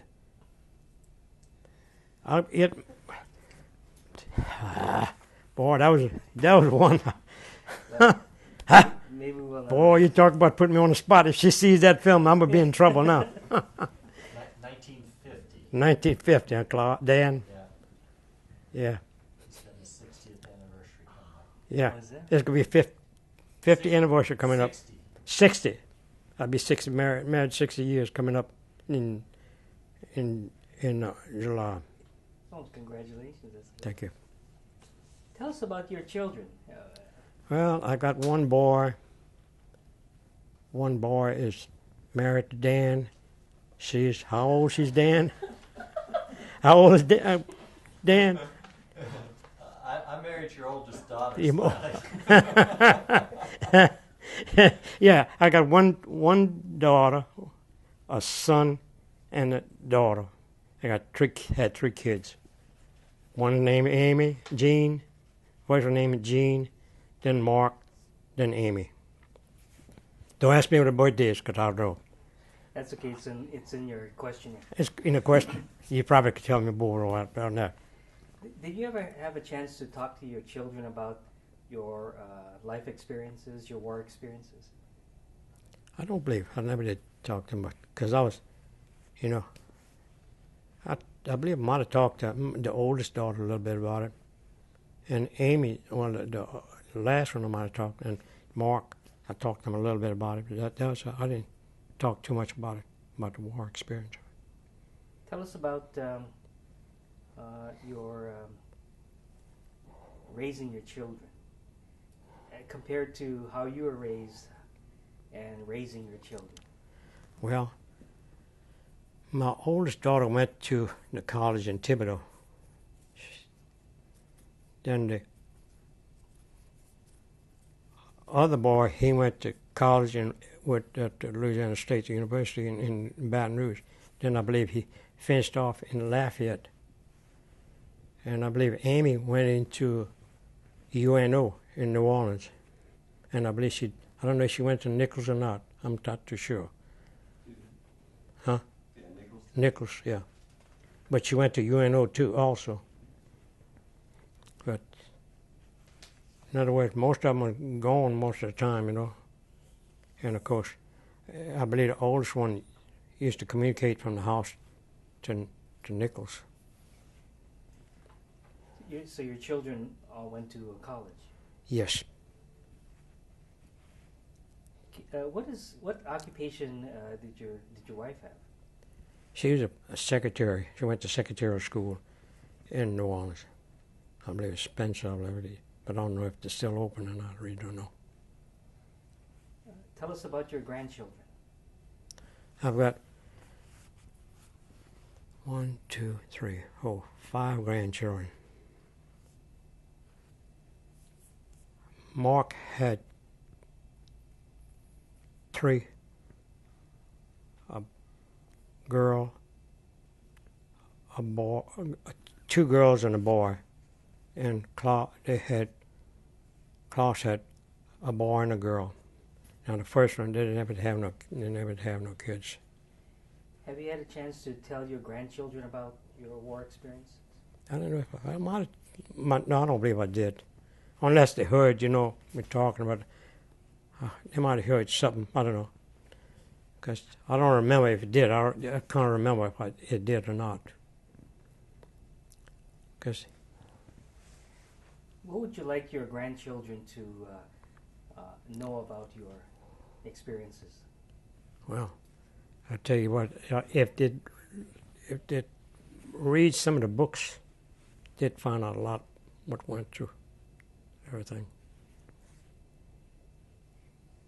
Looking back at your childhood and growing up and your war experiences, what are some of the values that you may have learned throughout your life that helped you go through these experiences?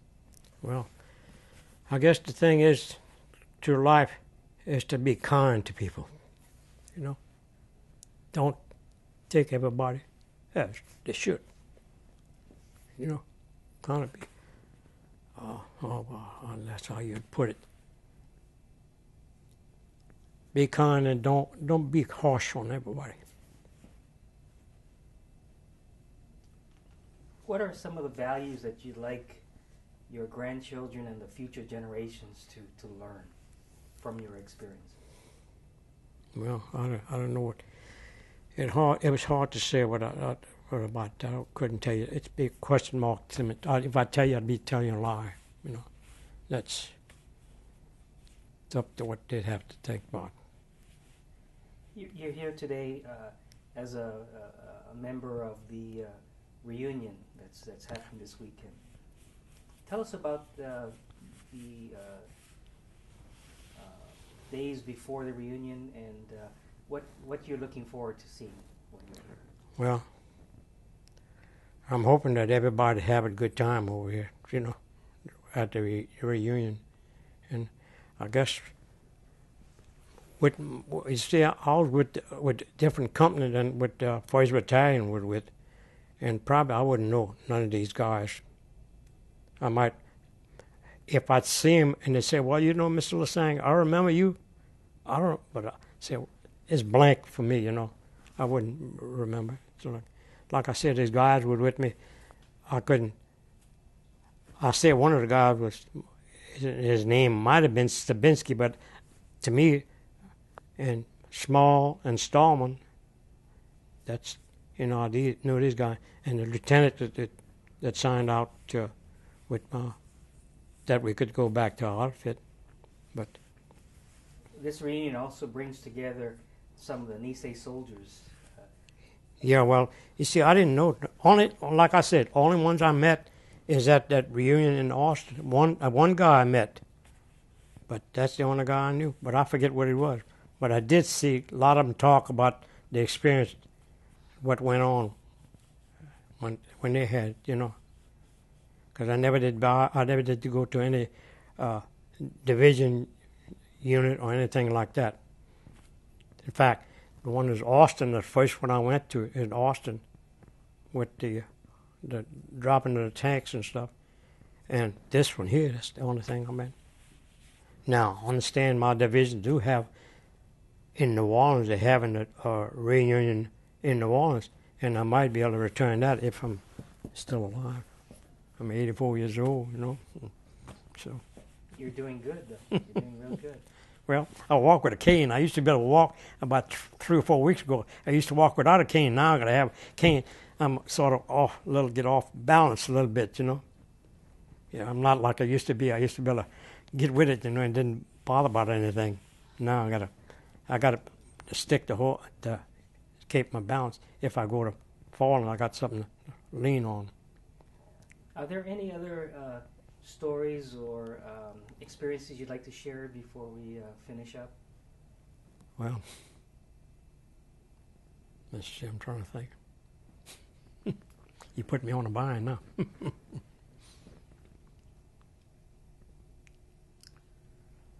Oh, man. It's hard to say. I wouldn't be able to tell you. You have an opportunity on the videotape to talk to your children, your grandchildren, and future generations, your future generations. What would you like to tell them? Tell them, watch that tape, and tell them everything on the tape.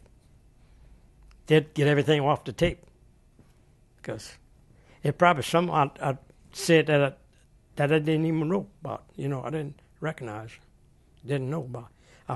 Which I forgot. Now that we're completing the interview, what would you tell other veterans who may be a little reluctant to do an interview? To do an interview? I'll tell you, look, you see that guy that takes the interview? That's the guy you got to watch, because he asks you too many questions. And he keeps you too long. Yeah, boy. And with that, I think we've had all the questions we can. Anything else? Okay, then on behalf of the Hanashi Oral History Program and the Go for Growth National Education Center, I'd like to thank you for spending the afternoon with us. Okay. And sharing your oral history. What's your name again? Russell. Rustin? Russell. Rustin? Russell. Russell. Oh, Yeah. Okay. So thank you very much. Okay, Russell.